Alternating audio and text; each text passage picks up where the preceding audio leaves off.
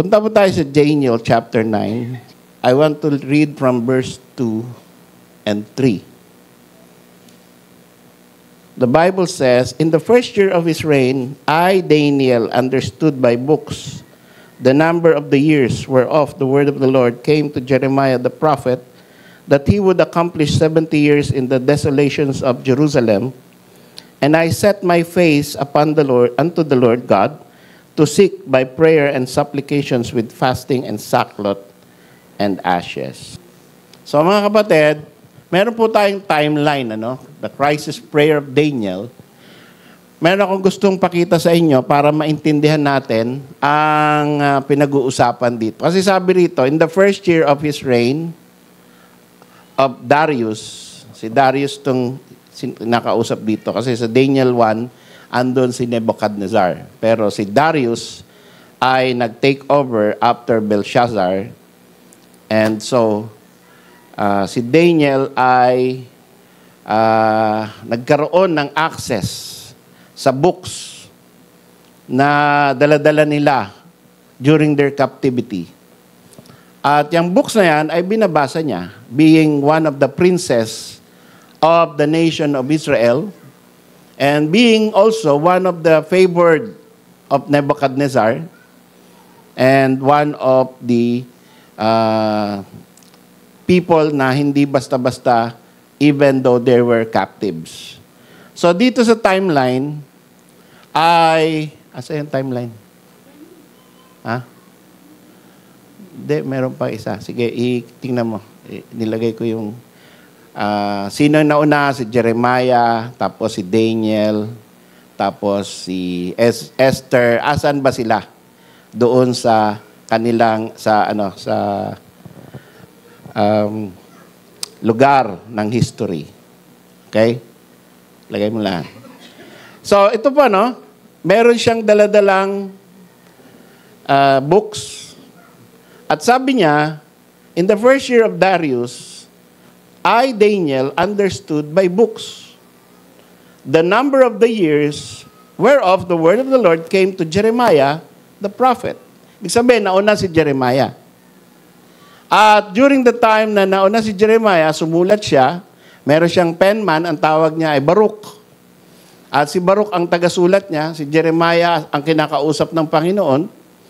At yan ay nakarecord, so dala-dala yan ni Daniel sa captivity. Okay? Yan. Ito, tingnan nyo So, ito po, si Isaiah. Pagkatapos, Micah. Tapos, Jeremiah and Ezekiel, contemporary.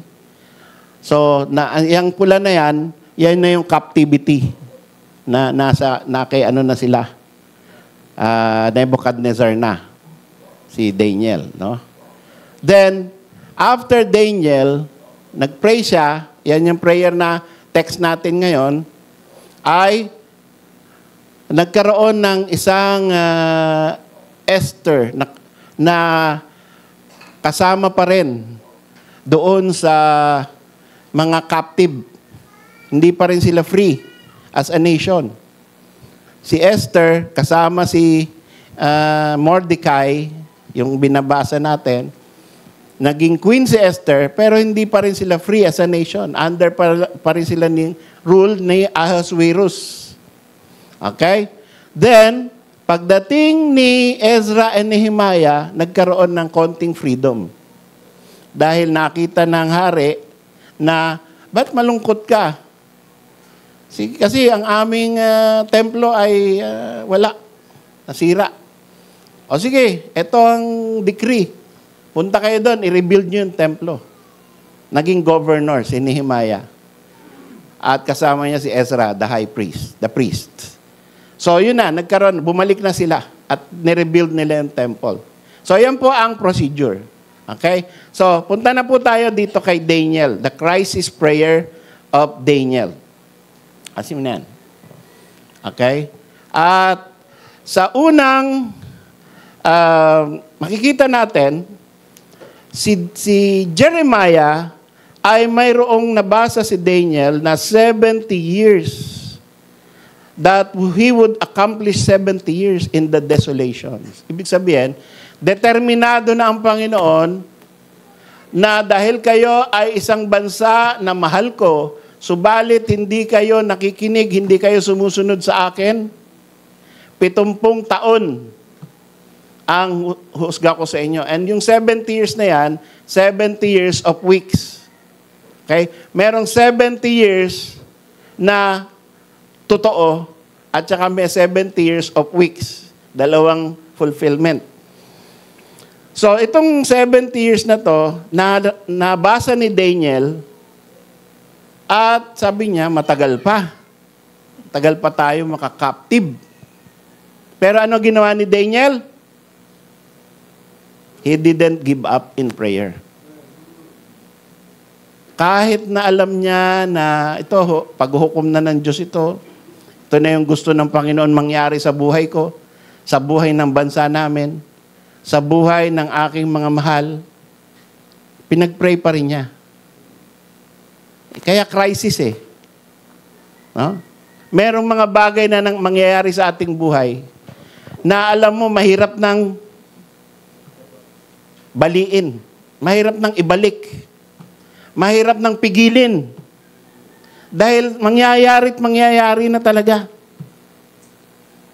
At pagka dumating tayo sa punto na ganyan, ano ba, pagpe-pray ko pa ba to?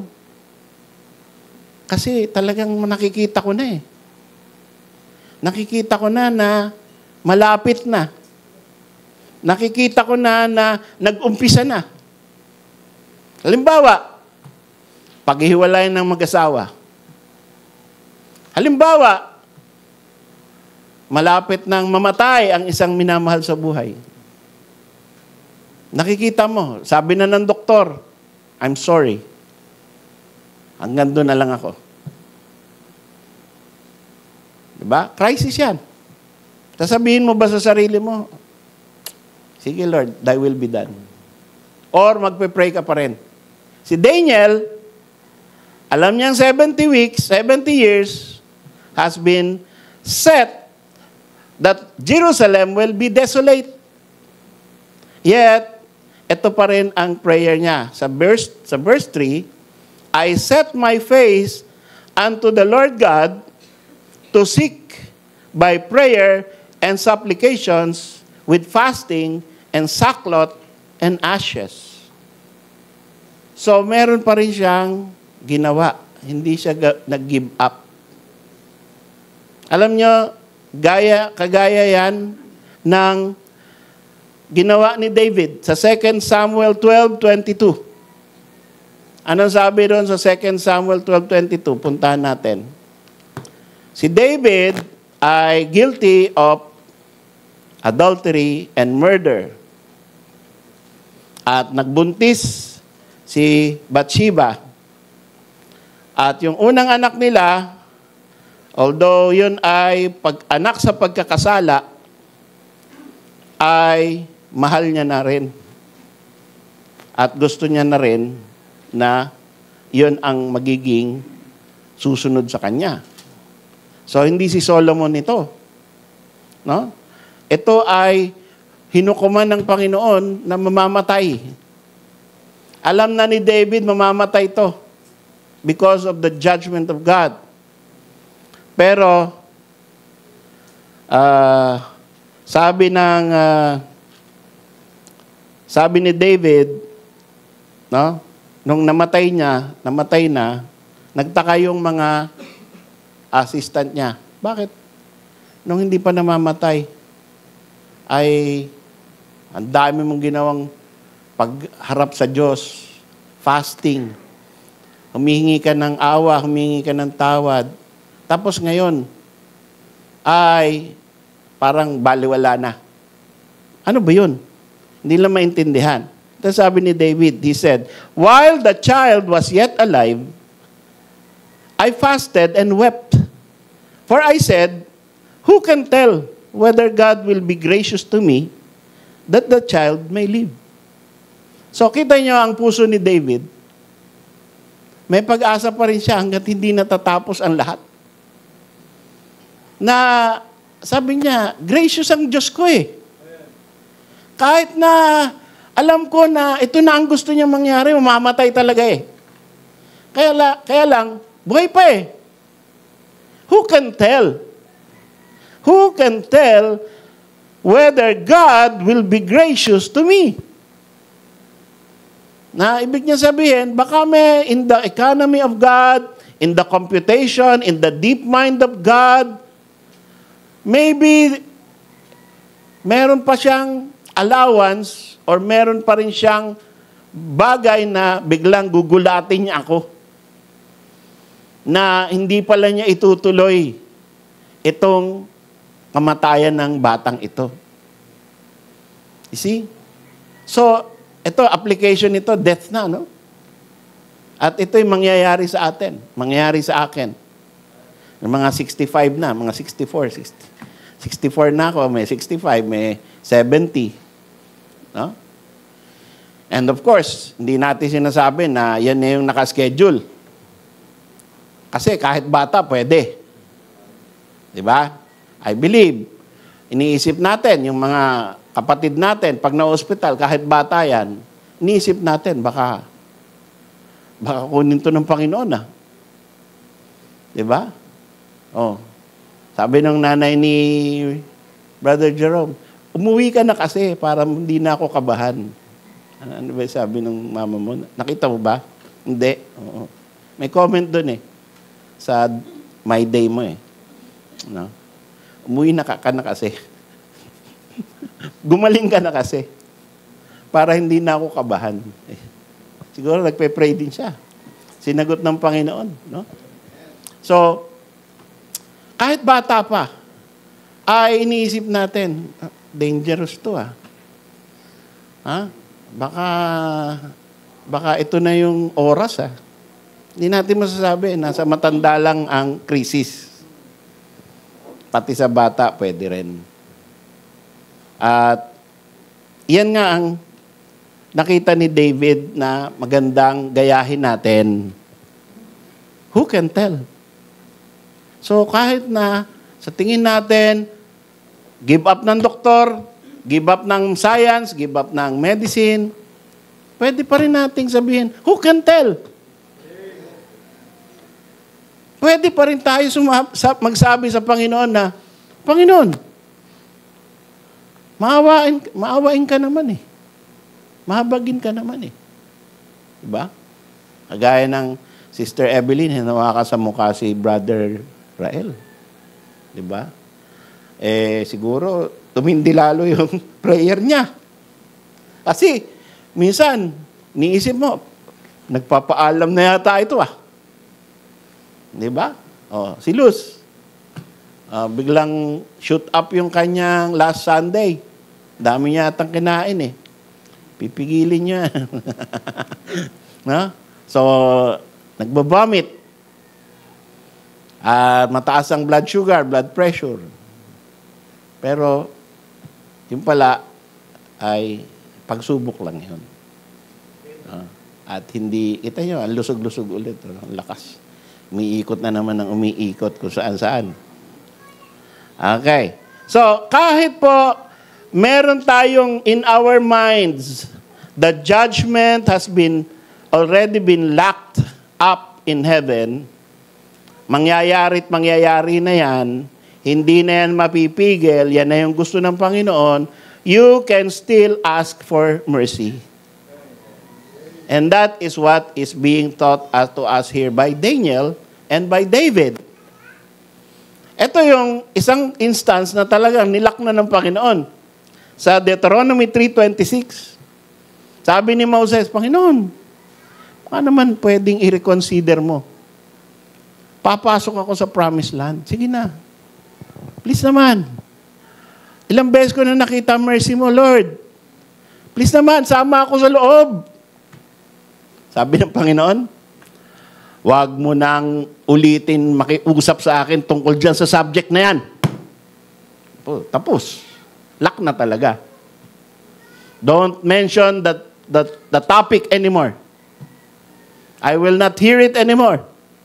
Because you did not give me honor in front of the nation of Israel, You stay outside. You die outside.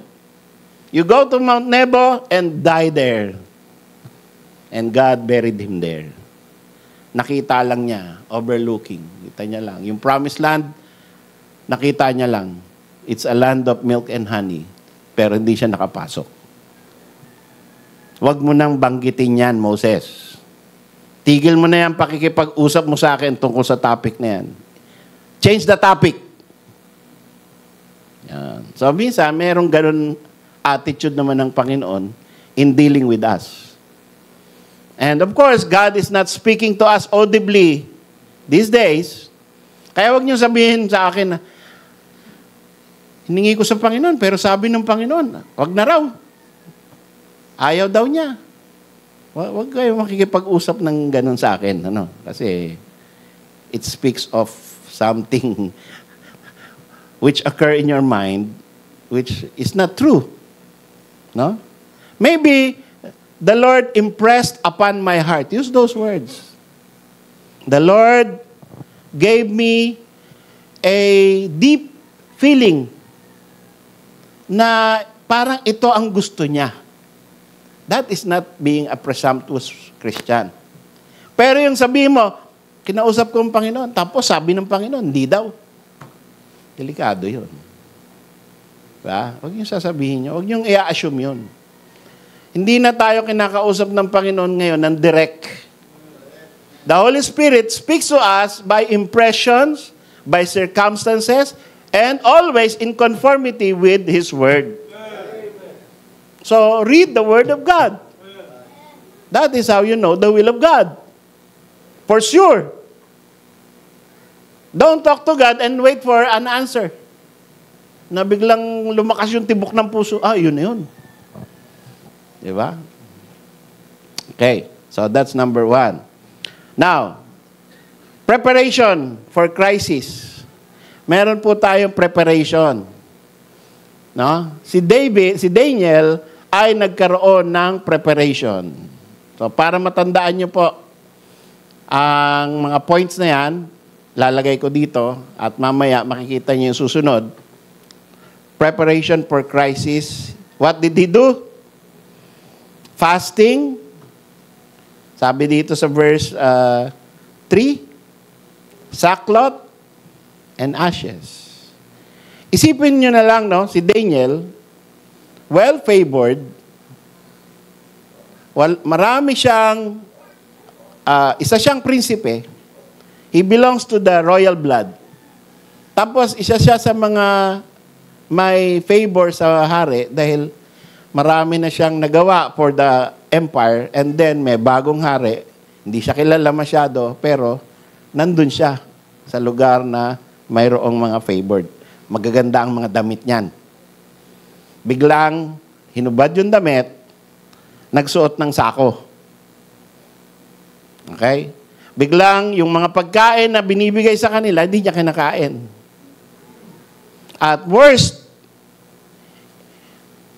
malamang maayos sabi, they were fair-skinned after refusing the king's meat and eating only pulse.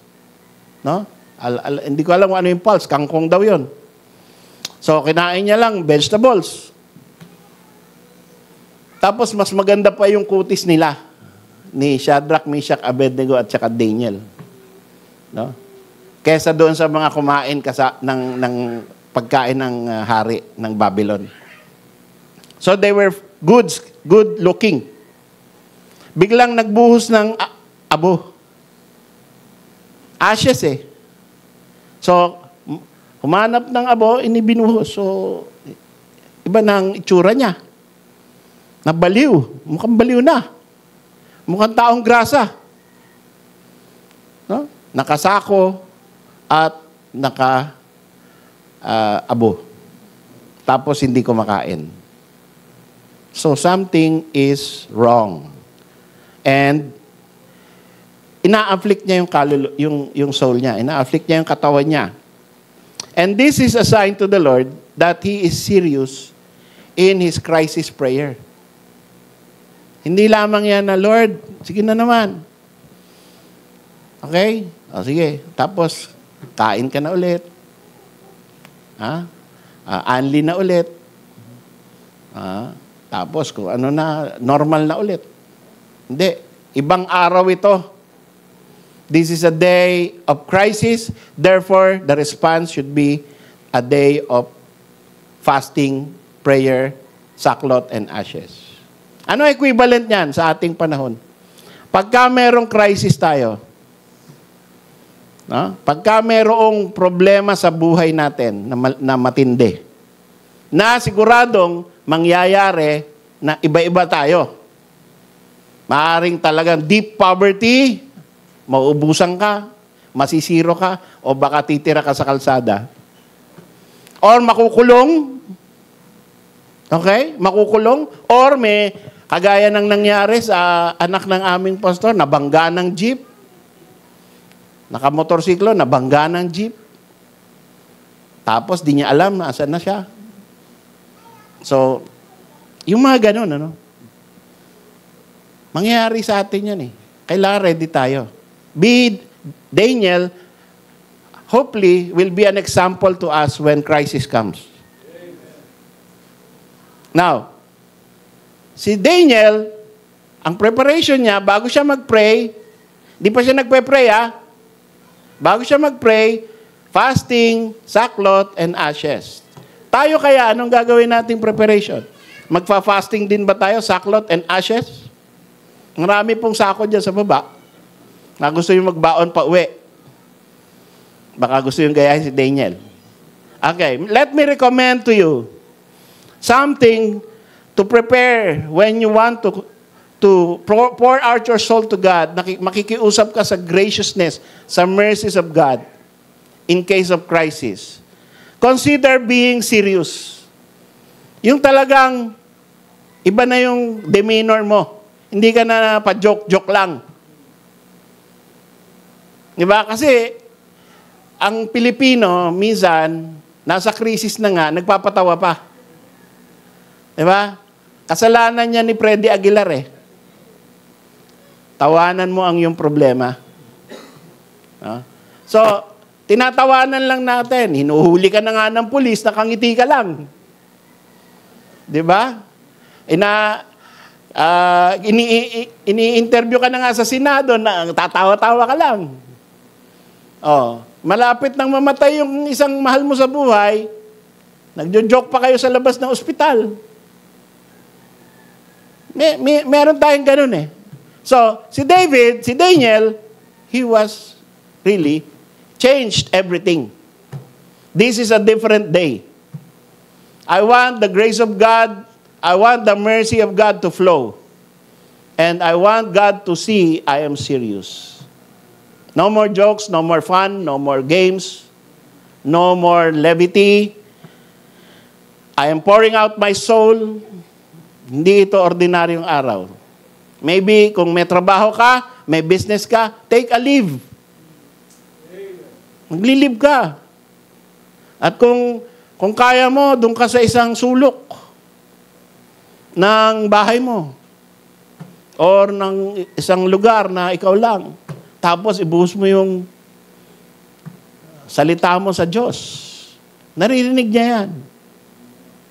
Sa basement ka, sa attic, sa garden, kung saan man na available. So, iba yung damit mo. Or, abstain from luxurious food. Huwag ka muna mag-mall. Huwag ka munang magpunta sa mga places of pleasure. Huwag ka muna mag-cellphone. Yan siguro pinakamalaki sacrifice. Pag merong krisis sa buhay, tigilan mo muna ang cellphone. Siguro, ang laking, pagtitiis nun. Baka kalahating araw lang, di mo na kaya. Pero, those are the things to show God that you are really serious and you want Him to hear your prayer. Babaguhin mo. Wala mo ng games. Yung iba, hindi na makaiwas sa games eh. Okay? So that is what Daniel did. And sabi ni Daniel sa verse 4, "And I prayed unto the Lord my God and made my confession and said, O Lord, the great and dreadful God, keeping the covenant and mercy to them that love Him and to them that keep His commandments." Anong ginawa ni David bago siya mag-layout ng petition? Praises. Praises before prayer. So after preparation, praises. Bago siya nag-petition, praises. Binigyan niya muna ng papuri ang Panginoon.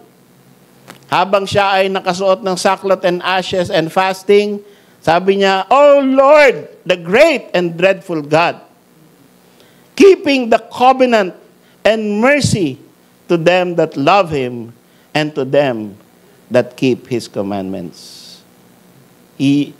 Christ's prayer demands the best words to God. No? Kung tayo ay, bago tayo humingi sa ating Panginoon, maghanap tayo ng mga words na pwedeng bigay sa Kanya, ng papuri sa Kanyang pangalan. Now, in the New Testament, those are Old Testament, the dreadful God. Sa New Testament, ang tawag natin sa Panginoon ay, Lord, our Father, which is in heaven, who art in heaven, great God and the Father of our Lord Jesus Christ. So, halimbawa, lalapit ka sa Panginoon, upurihin mo ang Panginoon, bibigyan mo ng praises ang Panginoon, O Lord, our God, our great God, the Father of our Lord Jesus Christ. Hear me, Lord. Those could be the words, the beginning words. Pagka merong nakaratay sa ospital, pag mayroong malapit makulong, pag mayroong problema na mauubusan ka o magpapahamak ka o whatever na talagang matindi at ang una mong lalapitan ay ang Panginoon. At ang paglapit mo sa Kanya, praises. Huwag mo nang hingi. Puri muna, papuri. Aking Panginoong Diyos, Ama ng aking Panginoong Jesucristo, isang mabuti at dakilang Diyos, manlilikha. Meron pa, everlasting, only wise God. Ha? The Father of mercies, the Father of glory. Those are New Testament words.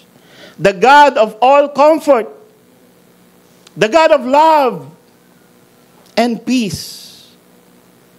Help me, Lord. Be merciful unto us.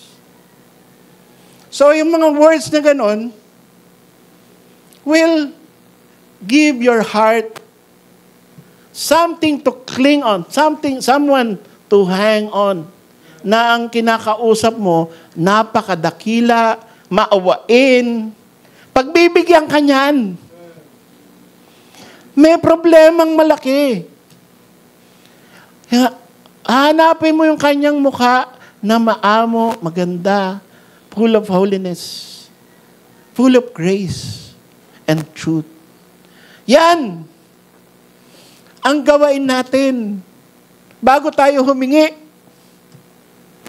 sa Panginoon. Then number 3, personalization. So, ito na ang petition bago mo hingiin ang gusto mo, gawain mong personal. Tingnan niyo yung verse 5, Daniel 9:5. Inaako mo yung kasalanan.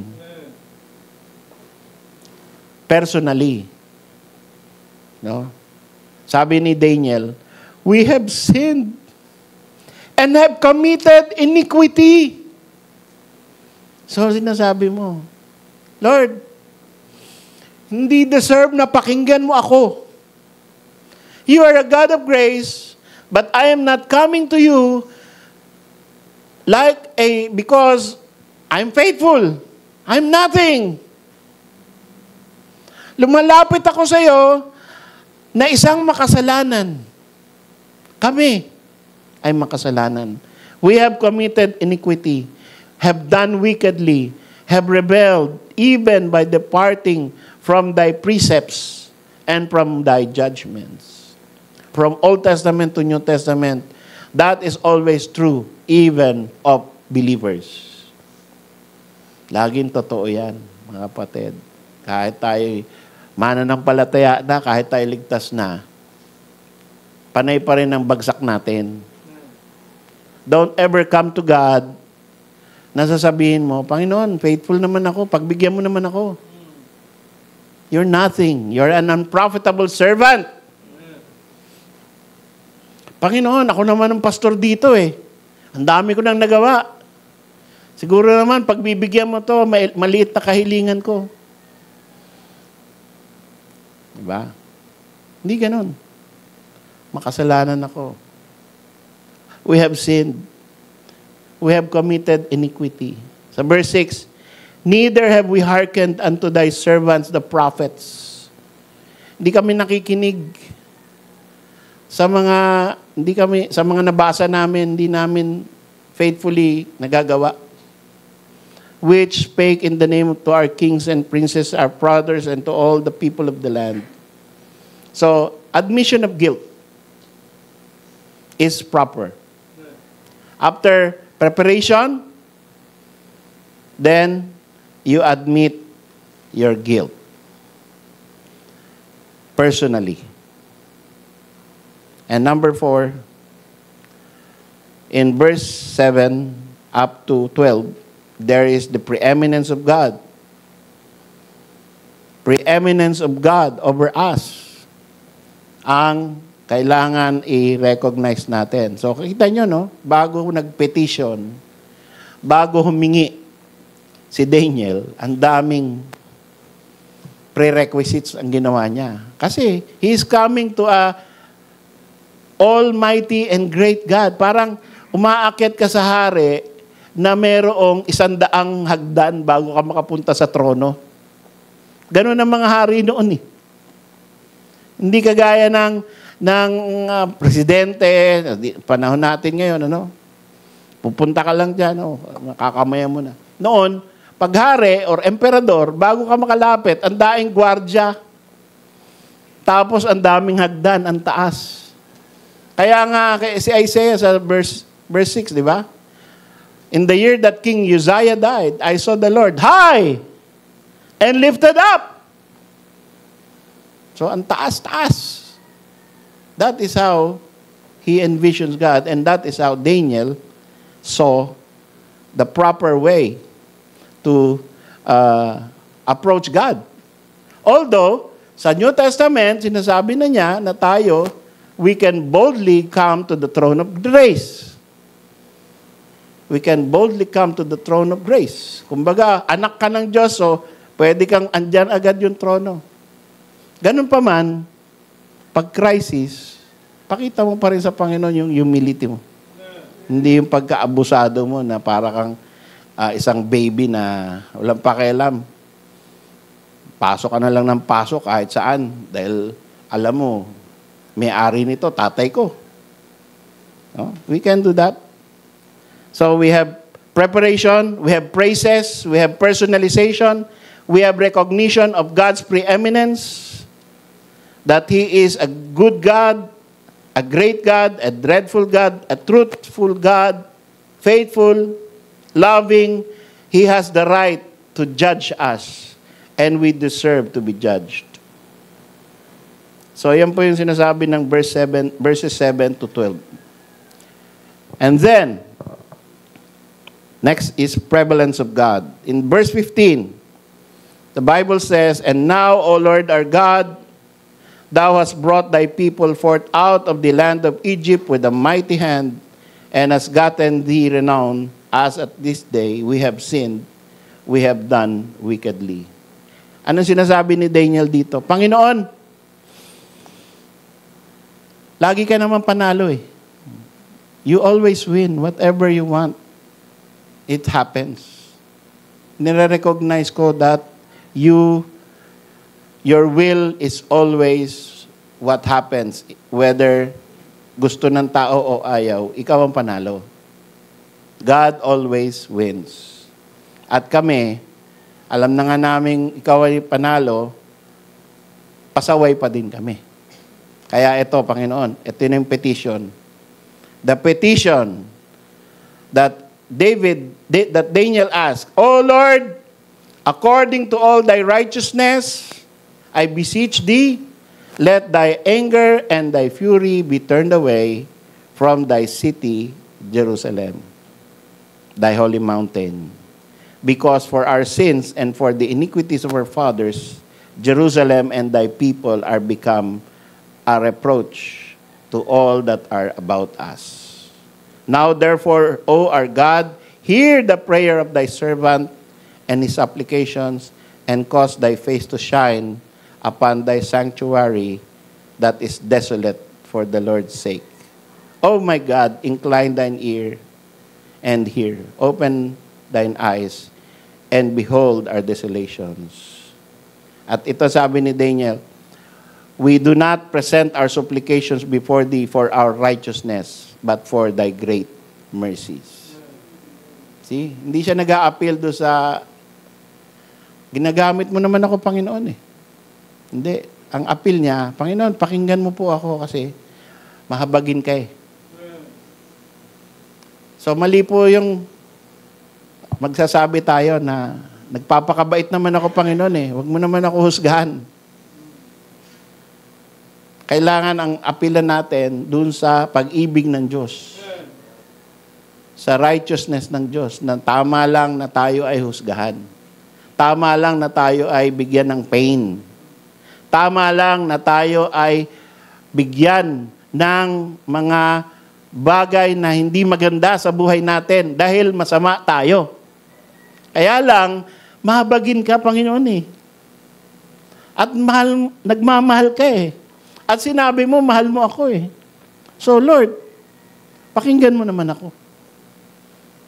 Father, pakinggan mo ako. Incline your ear. And that incline your ear is a description of a son looking at his father. Makinig ka sa akin. At yung tatay gaganon. Ano ba gusto mo, anak? Incline. So that is the picture. And that is the terms of endearment. Na sana matutunan natin in times of our crisis that God will help us. Kung merong malapit ng mamatay, gawin natin yung preparation, praises, gawin natin yung prevalence of God, gawin natin yung petition, pagkatapos maghintay tayo ng decision from heaven. Meron na siyang mga, alam na niya gagawin niya. Pero that should not stop us from petitioning God for His grace. Kahit alam na niya, determinado na niya, hindi na mapipigil kung anong gusto niyang mangyari, hihingi pa rin tayo ng biyaya ng Diyos. Hihingi pa rin tayo ng kahabagan ng Diyos. And that is a good attitude. Alam niyo nangyari, after Daniel said this prayer, di ba, pagkatapos niya, dumating pa si Esther. Ibig sabihin, hindi pa rin bumalik lahat. Tapos dumating pa si Nehemiah. So, doon lang napigil, doon lang natapos yung judgment. Hindi naman pagka-pray ni Daniel, na pinakinggan na siya ng Panginoon, tas okay, balik na kayo. Okay, hindi na kayo under bondage. Sige, stop ko na yung 70 years, 35 lang. Di naman ganun eh. Pero, kahit ganun man ang mangyari, nag-petition pa rin si Daniel. At yun naman ay mabuti sa pakinig ng Panginoon. Ang purpose naman natin dito sa buhay na ito hindi para masunod yung gusto natin lagi kundi matuwa ang Diyos sa ating mga petition. Sa ating mga paglapit. Sa ating puso na napipigati pag may crisis siyang ginagawa sa buhay natin. That is important. Hindi yung answer prayer, it's God's purview. Nasa sa Kanya yan. Sagutin niya o hindi, siya ang mananagot dyan, siya ang may nakakaalam niyan. Pero, ano yung nangyari sa'yo during the crisis, ikaw yun. Paano ka nag-react nung ginulo ng Panginoon yung buhay mo? Nung nawala yung peace? Dahil may problema, mayroong may sakit, mayroong mamamatay, mayroong bukulong, mayroong criminality involved, mayroong whatever. Paano ka nag-react? Yun ang importante. Na dapat meron tayong petition, preparation, and the prevalence of God. So I hope mga kapatid that we learn how to have a crisis prayer, that we make ourselves ready when these things come to our lives. And it will. And when it does, nawa kahabagan tayo ng Panginoon na maalala natin lahat yung ginawa ni Daniel sa Daniel 9 na paglapit sa Panginoon. Tayo po ay tumayo.